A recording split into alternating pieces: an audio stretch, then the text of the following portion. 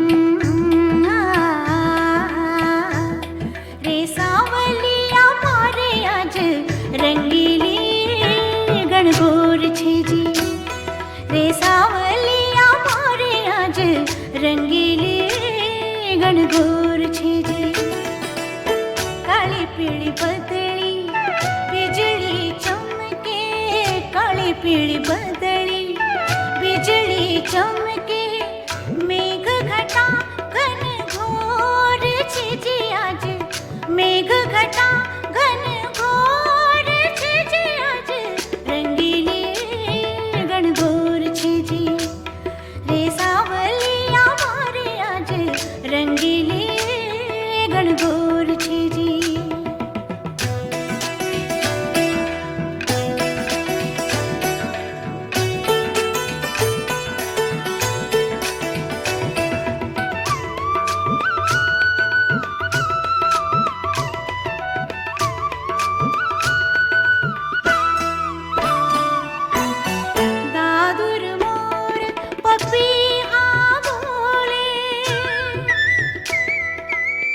दादुर मोर पपीहा बोले कोयल कर रही शोर छिजी आज कोयल कर रही शोर छिजी आज कोयल कर रही शोर छिजी आज रंगीली गण घोर छिजी रे सावलिया मारे आज रंगीली गण घोर छिजी।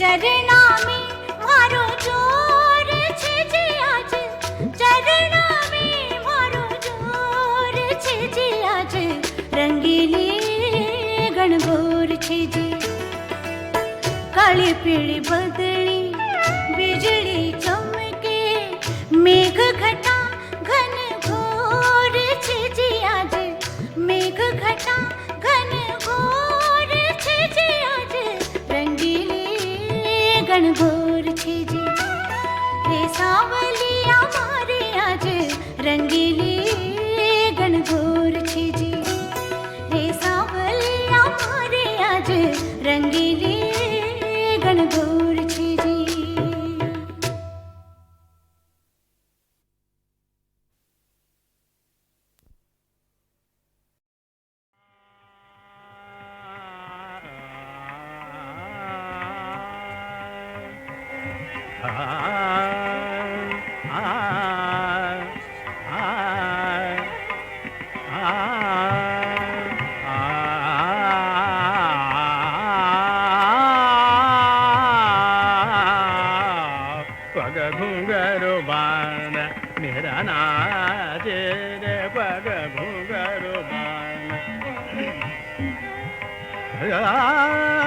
लोग कहे मेरा भज रे बावरी, लोग कहे मेरा बहिर बावरी, लोग कहे मेरा भज रे बावरी, बाप कहे कुलनासी रे, बाप कहे कुलनासी रे, पग घुंघरू बांध मेरा नाच रे, पग घुंघरू बांध मेरा नाच रे, पग घुंघरू बांध।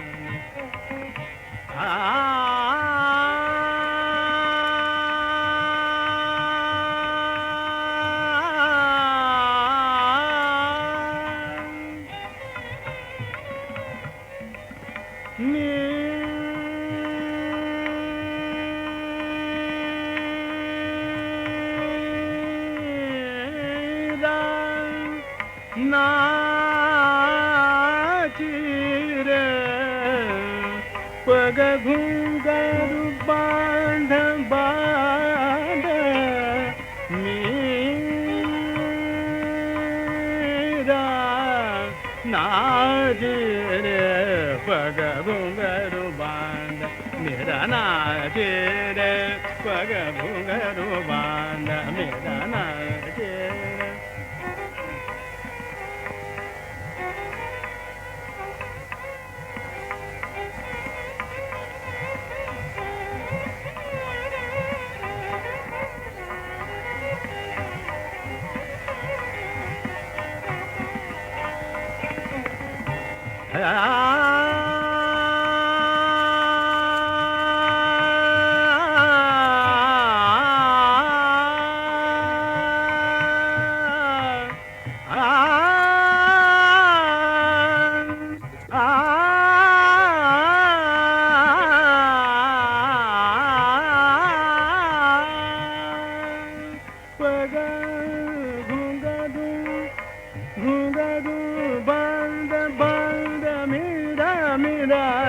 नाची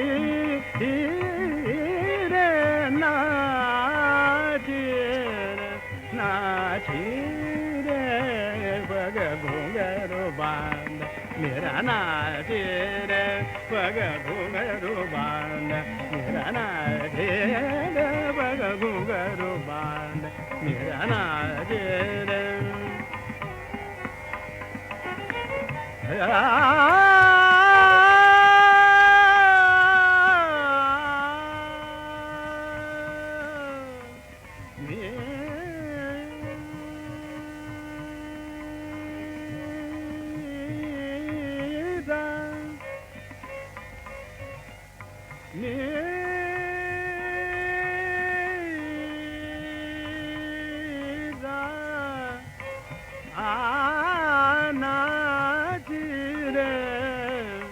पग घुंघरू बांधत मेरा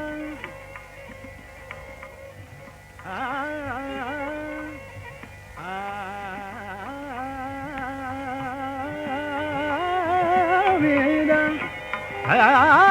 मेरा मेरा नाजिर नाजिर पग घुंघरू बांध मेरा नाजिर पग घुंघरू बांध मेरा नाजिर पग घुंघरू बांध मेरा नाजिर।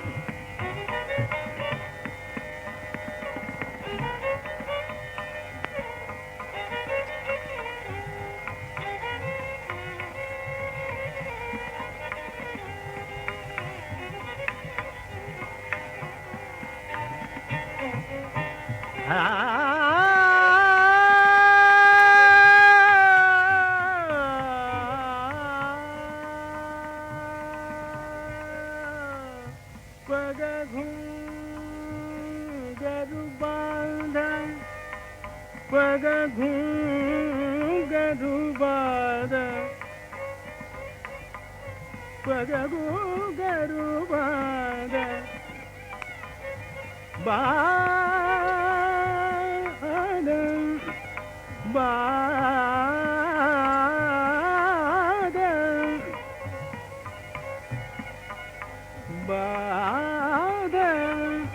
बाध मेरा नाचिरे पग घुंघरू बांध मेरा नाचिरे पग घुंघरू बांध मेरा नाचिरे पग घुंघरू बांध मेरा नाचिरे विष का प्याला राणा जी ने भेजा विष का प्याला राणा जी ने भेजा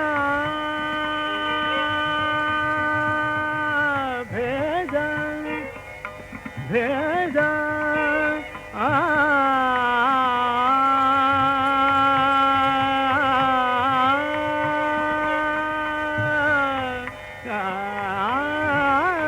विष का प्याला राणा जी ने भेजा विष का प्याला राणा जी ने भेजा पीबत मीरा सिरे पीबत मीरा सिरे पीबत मीरा सिरे पग घुंघरू बांध मेरा नाचिरे पग घुंघरू बांध मेरा नाचिरे पग घुंघरू बांध मेरा नाचिरे पग घुंघरू बांध मेरा नाचिरे पग घुंघरू बांध मेरा नाचिरे पग घुंघरू बांध मेरा नाचिरे पग घुंघरू बांध मेरा नाचिरे घुंघरू बांध मेरा नाचिरे पग घुंघरू बांध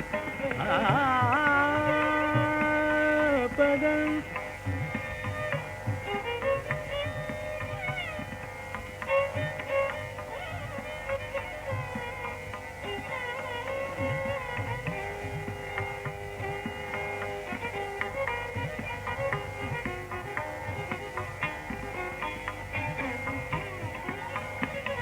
घुंघरू बांध मेरा नाचिरे पग घुंघरू बांध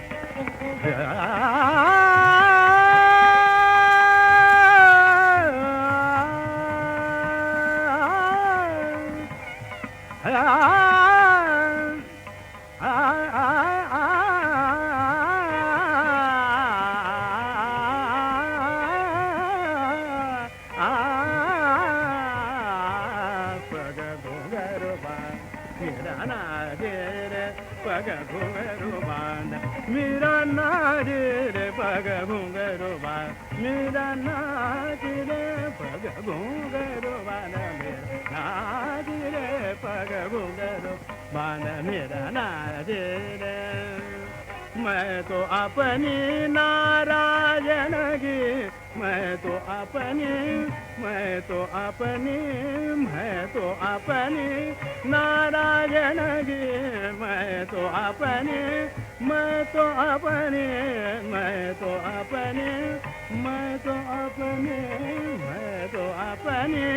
नारायण की हो गई आप ही दासी रे पग घुंघरू बांध मेरा नाचिरे पग घुंघरू बांध मेरा नाचिरे घुंघरू बांध मेरा नाचिरे पग घुंघरू बांध मेरा नाचिरे पग घुंघरू बांध मीरा के प्रभु गिरधर नागर मीरा के प्रभु गिरधर नागर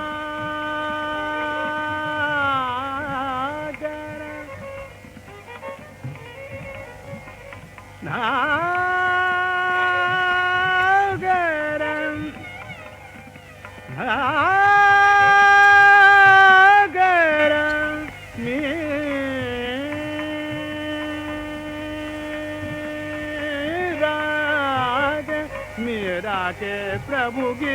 नागर मीरा के प्रभु गिरधर नागर मीरा के प्रभु गिरधर नागर मीरा के प्रभु गिरधर नागर गिरिधर नागर मीरा के प्रभु गिरिधर नागर मीरा के प्रभु गिरिधर नागर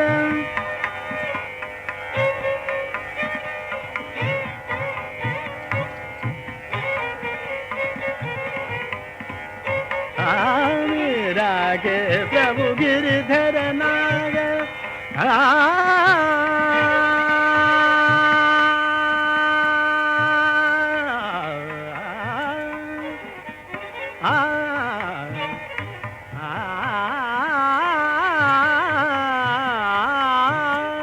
मीरा के प्रभु गिरिधर नागर गिरिधर नागर गिरिधर नागर मीरा के प्रभु गिरिधर नागर मीरा के प्रभु मीरा के प्रभु मीरा के मीरा के प्रभु गिरिधर नागर हरि चरणन की दासी रे हरि चरणन की दासी रे हरि चरणन हरि चरणन हरि चरणन की दासी रे पग घुंघरू बांध मेरा नाजी रे पग घुंघरू बांध मेरा नाजी रे पग घुंघरू बांध मेरा नाजी रे घुंघरू बांध घुंघरू बांध घुंघरू घुंघरू बांध घुंघरू बांध बांध घुंघरू बांध घुंघरू बांध घुंघरू बांध बांध घुंघरू बांध मेरा नाज रे पग घुंघरू बांध पग घुंघरू बांध पग घुंघरू बांध बांध बांध घुंघरू बांध मेरा नाज रे मैं तो अपनी नारायण की मैं तो अपनी नारायण की मैं तो अपनी नारायण की हो गई आप ही दासी रे हो गई आप ही दासी रे हो गई आप ही दासी रे पग घुंघरू बांध मेरा नाजी रे पग घुंघरू बांध पग घुंघरू बांध पग घुंघरू बांध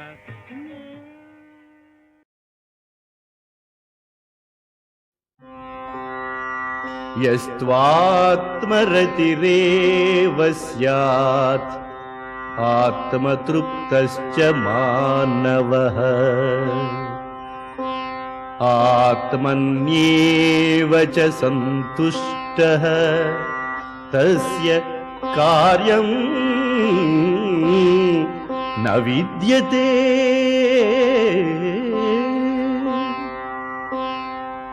नैव तस्य कृतेनार्धो नाकृतेनेह कश्चन न चास्य सर्वभूतेषु कश्चिदर्थव्यपाश्रयः. Krishna has spoken about this wheel of existence, this chakra as you call it, which is centered in the concept of mutuality, interdependence between man and external nature. But in verse 17 and verse 18, another idea is struck. Man is subject to these forces, so there is obligation on him to respect these forces and be dependent upon them. But there is a stage of life where you become truly free, and that is when you realize the Atman, the infinite. External nature has no significance for one who has realized his own infinite divine nature, and that very nature he finds in the external nature as well. So this concept of man getting fulfilled within through spiritual realization, which we had in the Upanishads, where these very words come in the Upanishads, Atma Riti, says Atmananda, Atma Trupti, all these things come in the Upanishads, and here also. Yastu Atma Ritireva Syat. आत्मतृप्तश्च मानवः आत्मन्येव च सन्तुष्टः तस्य कार्यं न विद्यते. If a person is fully delighted in the self, fully satisfied in the self, and he is fully sporting in the self, the idea is complete joy, fulfillment coming from realization of the infinite in man, then all external constraints, external bondages vanish for that individual. Tasya karyam na vidyate. He has no duty, he has no obligation. Obligation is for those who expect something from nature, something from society outside, where that expectation is not there because of a spiritual realization. We all have bondages to the world because we depend upon the world. But when we realize the Atman, that bondage breaks. But if at all he responds to the world, it is out of infinite love and compassion. It is an outpouring of his own infinite love for the world, but not out of obligation, not out of bondage. That is the essence of this great verse.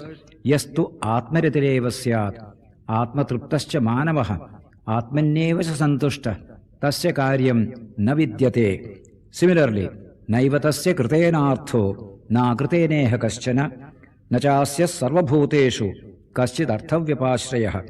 He has no objective to be served in this whole world by doing any action, nor does he incur any loss by non-performance of action, nor has he need of depending upon any being for any object.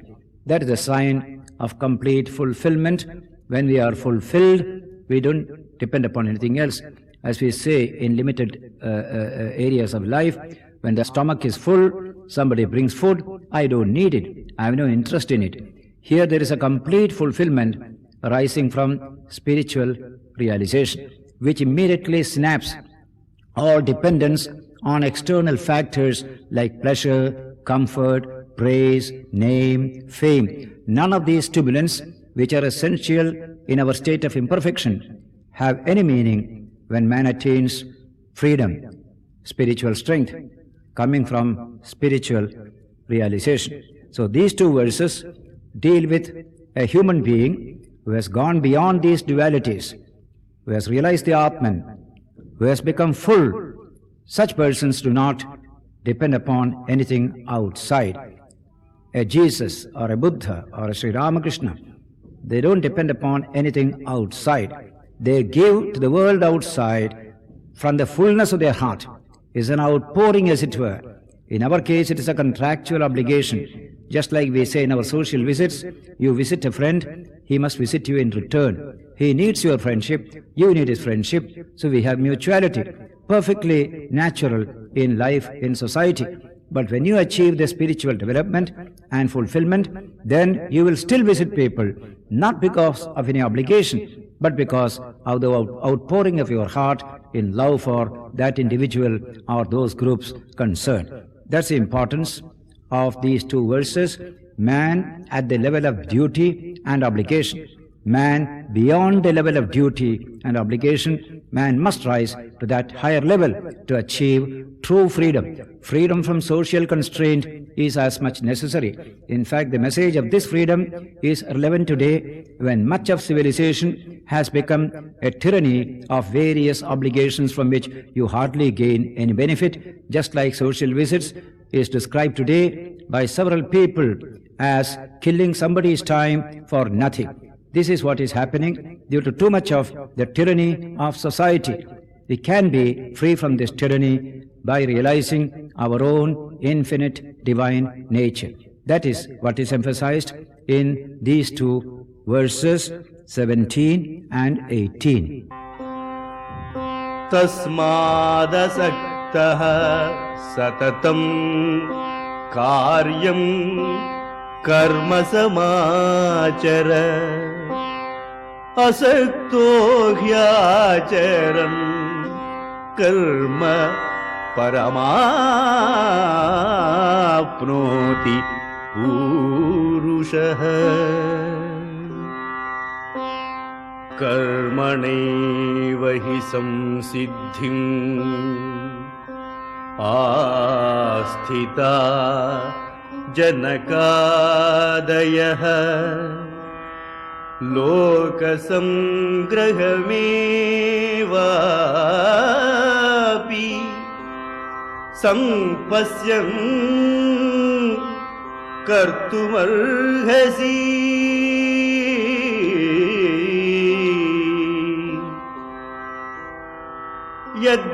यद्यदाचरति श्रेष्ठः तत्तदेवेतरो जनः स यत्प्रमाणं कुरुते लोकस्तदनुवर्तते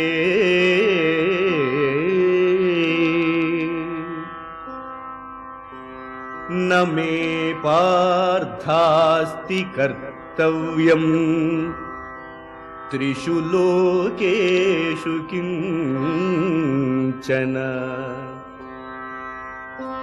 नानवाप्तमवाप्तव्यम् वर्त एव च कर्मणि यदि ह्यहं न वर्तेयम् जातु कर्मण्यतन्द्रितः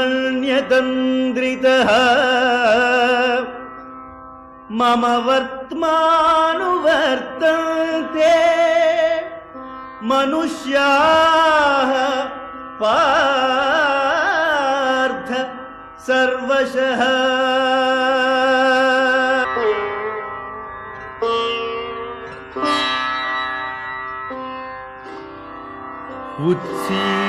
उत्सीदेयुरिमे लोका न कुर्याम् कर्म चेदहम् शङ्करस्य च कर्ता स्याम् उपहन्यामि मा प्रजाः सक्ताः कर्मणि अविद्वांसो यथा कुर्वन्ति Bharat कुर्याद्विद्वांस्तथा असक्तः चिकीर्षुः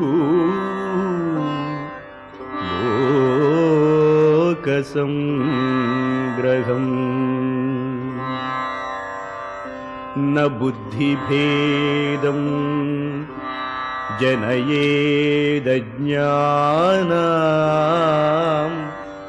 कर्मसङ्गिनाम्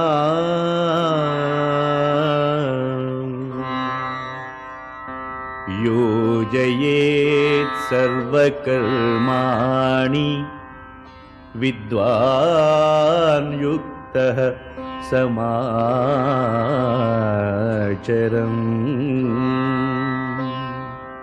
Following from the philosophy of Yajna expounded earlier, Krishna now tells Arjuna and all of us in verse 19, Tasmat asaktas satatam karyam karma samachara asakto hyacharan karma paramapnoti purushaha. Therefore, do you always perform actions which are obligatory, which have to be done, but without attachment. By performing actions without attachment, one attains to the highest. That is a constant emphasis in the Gita, that by dedicated action in a spirit of service, man can grow spiritually and achieve fulfillment. He is giving an example of Janaka, the great emperor of Videha, who shines in the Brihadaranyaka Upanishad as a great promoter of philosophical and spiritual knowledge. So he says, Karmanaivehi samsiddhim asthita janakadayaha lokasangrahamevapi sampashyan kartumarhasi. Men like Janaka, great emperors, powerful executives, whose life was full of action, even they achieved perfection only through action. That's an example. Lokasangrahamevapi sampashyan kartum arhasi. Even if you have nothing to gain by action so far as you are concerned, but for the good of the world, you must continue in action. Janaka is a well-known name, a great philosopher, a great ruler, like a ruler on whom is centered the whole state. How busy a man must be. Along with it, he developed spirituality, he developed philosophy. One of the outstanding spiritual leaders of India was Janaka. Krishna takes his example. A later book in Sanskrit took the example of Krishna and Janaka. That is a great idea. That shloka is Viveki sarvada mukto kurvato nasti kartruta alepavadam ashritya Shri Krishna Janakau yatha. With discrimination, ever free in mind, without the sense of I and mine, this egoistic attitude, by depending upon the philosophy of non-attachment, man achieves perfection, just like Krishna and Janaka says that other verse. So, Lokasangrahamevapi, it's a great idea in the Gita, Lokasangraha, how to see that the world goes on even keel, that the world is happy, contented, progressive. We have to create our character in such a way the world gets inspiration therefrom. So, the Gita gives us a beautiful measure, and that is, whatever men at the top do, people below follow. Yadyadacharati shrestha tattadevetaro janah sayat pramanam kurute lokastat anuvartate. Whatsoever the superior person in society does, that is followed by others as well. What standards he keeps up in his life and action, that is followed by others. Therefore, there is a great responsibility laid on people who are leaders, who are at the top. This is a beautiful idea which we often ignore in the modern period. Parents tell lies and want children to be honest. How can they be?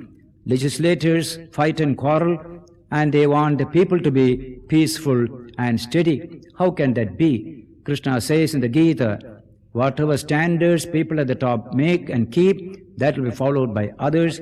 Therefore, it is a great responsibility to be a leader if you want to lead the nation to prosperity, progress and fulfillment.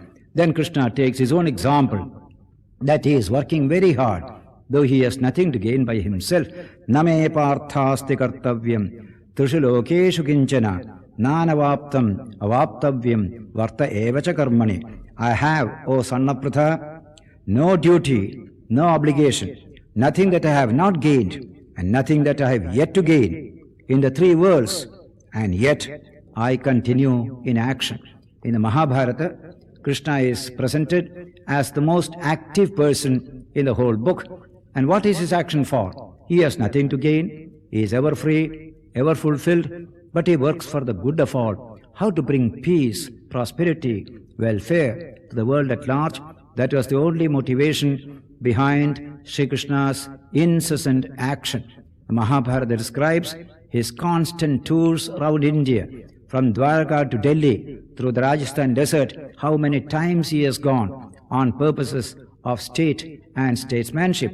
So also, in his own place, he was full of activity. Now he takes the example, see Arjuna, I have nothing to gain, yet I am intensely active because I want to ensure the good in the world. What will happen if I keep quiet? He gives it in the next sloka. Yedihyaham nakarteyam jatu karman yatandritaha mamavartmanu vartante manushya partha sarvashaha. If I ever discontinue to work actively without relaxation, then men will follow my example. Oh, Krishna is quiet, Krishna is inactive. Let us also be inactive. That will be bad for everyone, because we need to work, gain our economic and social benefits.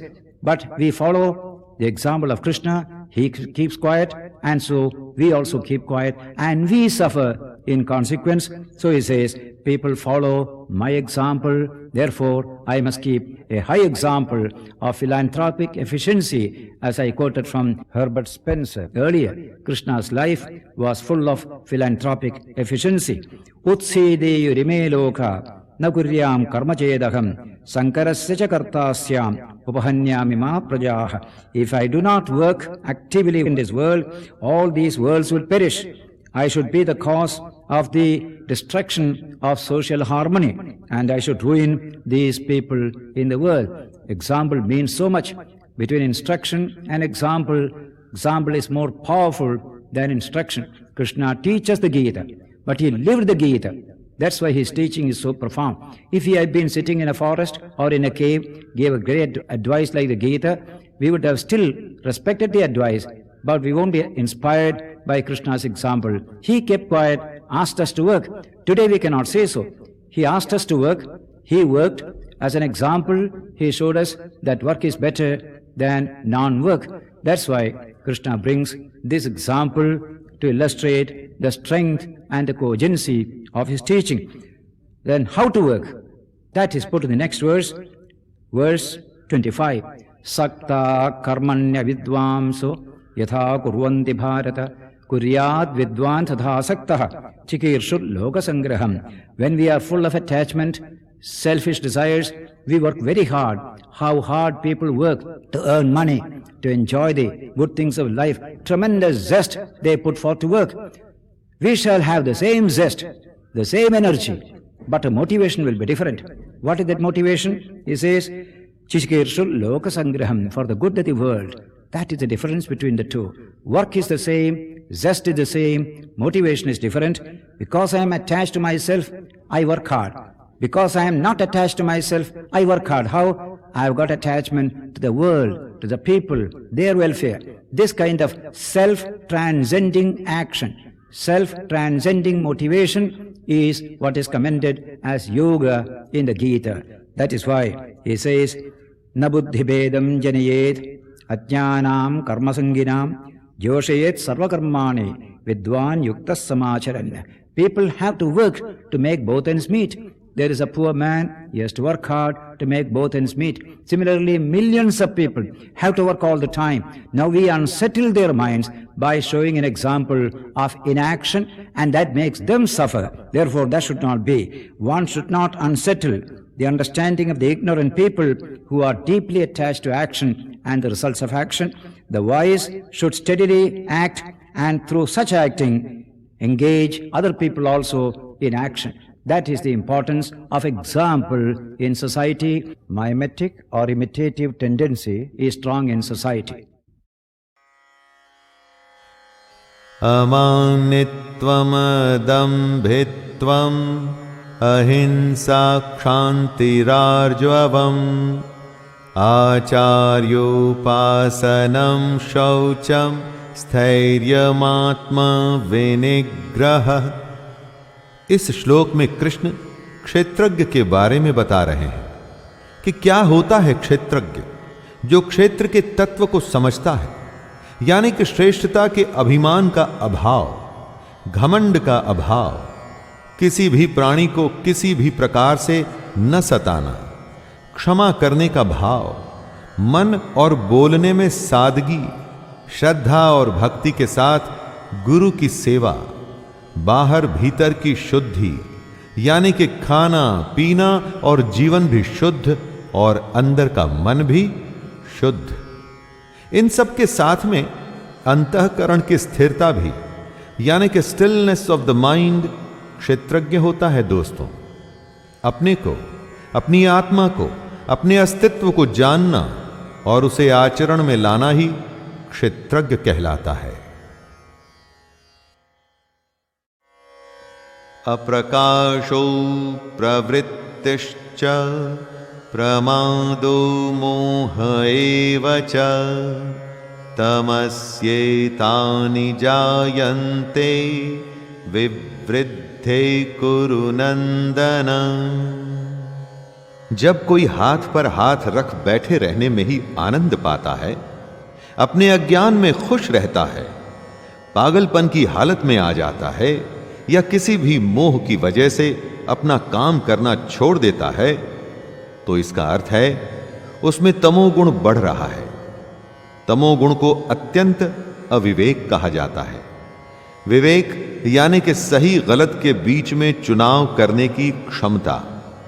जब यह क्षमता एकदम ही खत्म हो जाती है, जब उस प्राणी को समझ ही नहीं आता कि वो जो कर रहा है वो एकदम गलत है, और वो बस करता ही चला जाता है, करता ही चला जाता है, तो समझ लीजिए कि वो तमोगुण के वश में है। अप्रकाशो प्रवृत्तिश्च प्रमादो मोह एव च तमस्येतानि जायन्ते विवृद्धे कुरु नंदन। जब कोई हाथ पर हाथ रख बैठे रहने में ही आनंद पाता है, अपने अज्ञान में खुश रहता है, पागलपन की हालत में आ जाता है, या किसी भी मोह की वजह से अपना काम करना छोड़ देता है, तो इसका अर्थ है उसमें तमोगुण बढ़ रहा है। तमोगुण को अत्यंत अविवेक कहा जाता है। विवेक यानी कि सही गलत के बीच में चुनाव करने की क्षमता। जब यह क्षमता एकदम ही खत्म हो जाती है, जब उस प्राणी को समझ ही नहीं आता कि वो जो कर रहा है वो एकदम गलत है, और वो बस करता ही चला जाता है, करता ही चला जाता है, तो समझ लीजिए कि वो तमोगुण के वश में है।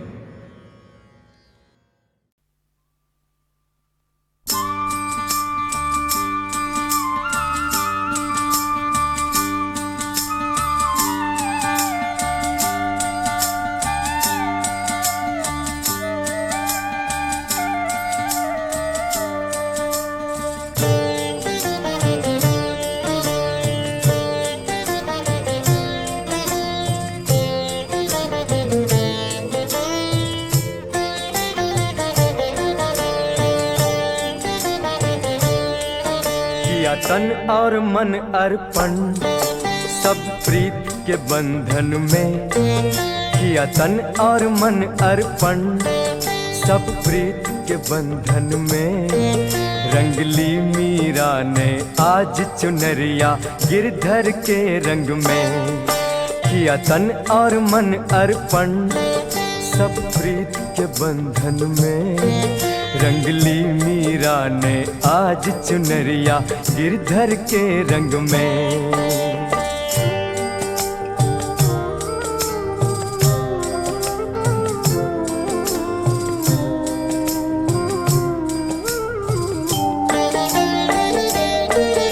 जब प्रीत के झूले में मन चितवन झूल गई, जब प्रीत के झूले में मन चितवन झूल गई। दुनियादारी क्या है तन सब कुछ भूल गई। हो गर्मी या सर्दी या झड़ी लगी बरसात, जब याद कृष्ण आए लगे सरसों फूल गई। लगे आई ऋतु बसंती जीवन के आंगन में। रंगली मीरा ने आज चुनरिया गिरधर के रंग में।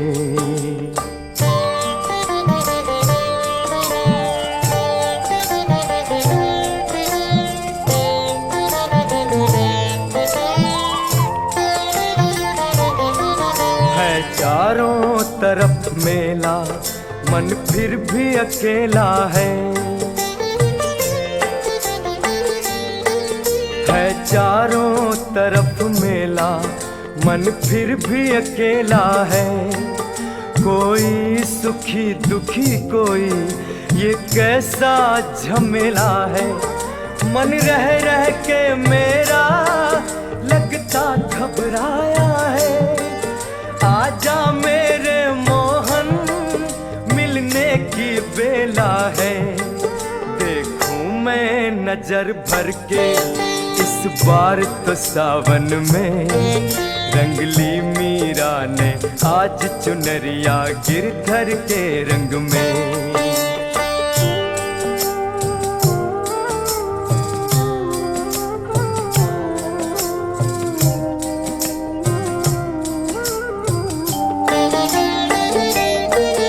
कहूँ श्याम श्याम जब मैं तो चैन हृदय पाए,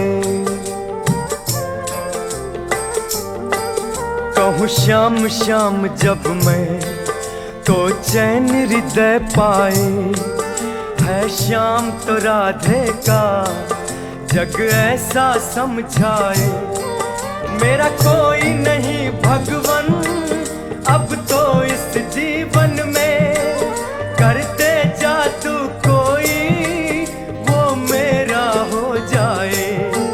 नस नस में बसे गिरधर तन मन की धड़कन में, रंगली मीरा ने आज चुनरिया गिरधर के रंग में। किया तन और मन अर्पण सब प्रीत के बंधन में, रंगली मीरा ने आज चुनरिया गिरधर के रंग में, गिरधर के रंग में, गिरधर के रंग में, गिरधर के रंग में, गिरधर के रंग में, गिरधर के रंग में।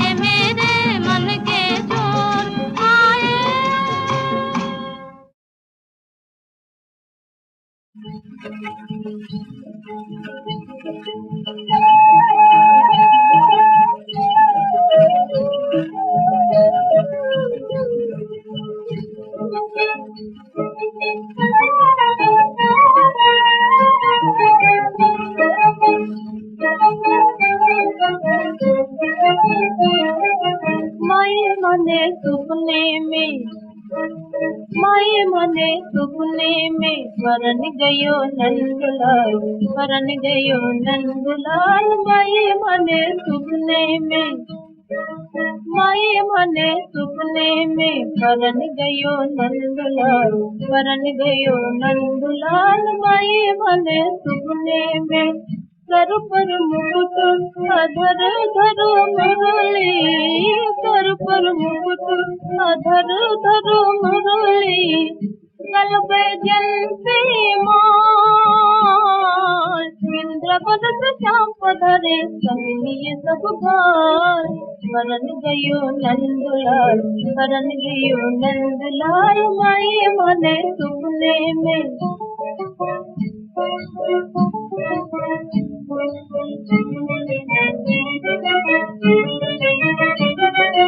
मैं 16 सिंगार किया जी, मैं 16 सिंगार किया, मेहंदी रची रसाल, दूल्हा बन गोपाल गले में, दूल्हा बन गोपाल, दूल्हा बन गोपाल गले में, डाल गयो वरुमान, परन गयो नंदलाल, परन गयो नंदलाल, माई मने सुपने में।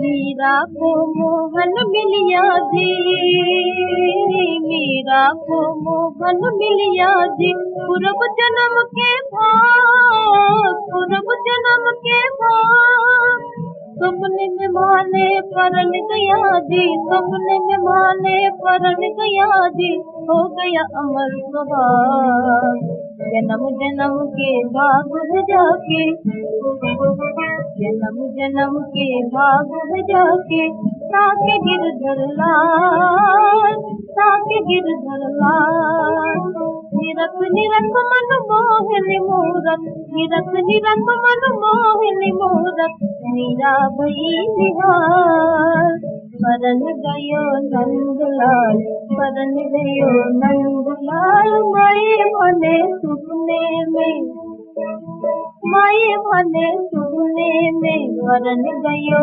नंदलाल, परन गयो नंदलाल, माई मने सुपने में।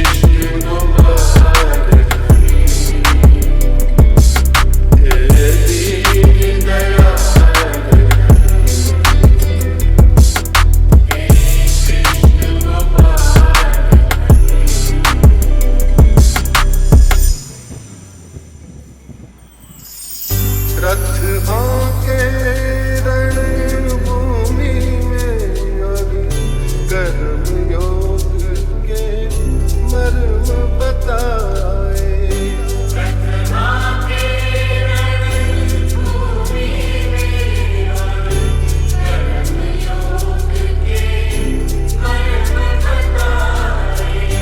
अजर अमर है परम तत्व यूं काया की दुख सुख समझाए।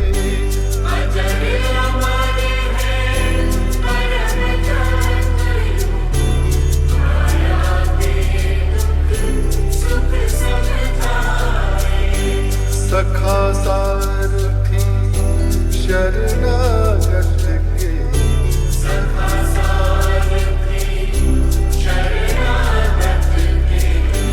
सखा सारथी शरणागत के सदा प्रतिपाल करी।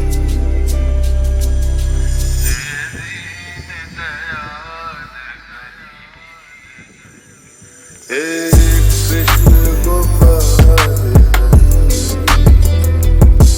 हे दीन दयाल हरि।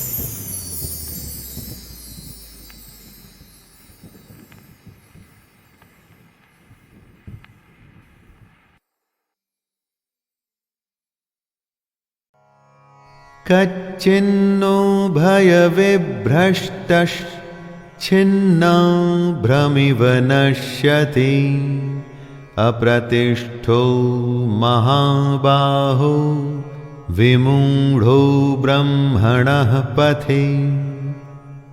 अर्जुन कृष्ण से प्रश्न कर रहे हैं कि जो पुरुष योग के रास्ते पर तो चला था, लेकिन रास्ते में ही पथ भ्रष्ट हो गया, मन को वश में नहीं कर पाया, तो उसका क्या होगा? अर्जुन कहते हैं, हे महाबाहो, क्या वो भगवान को प्राप्त करने के रास्ते में जो पुरुष मोहित हो गया, तो वो आसमान के बिखरे हुए बादल की ही तरह नष्ट हो जाएगा? मुश्किल रास्ते में डर तो लगता ही है, क्या पता रास्ते में क्या होगा। इसी डर को, इसी संशय को अर्जुन कृष्ण से पूछ रहे हैं। जिसने योग शुरू तो किया, लेकिन बीच में ही अगर वो रास्ता भूल गया, जिससे योग छूट गया, तो उसका क्या होगा? क्या वो नष्ट हो जाएगा?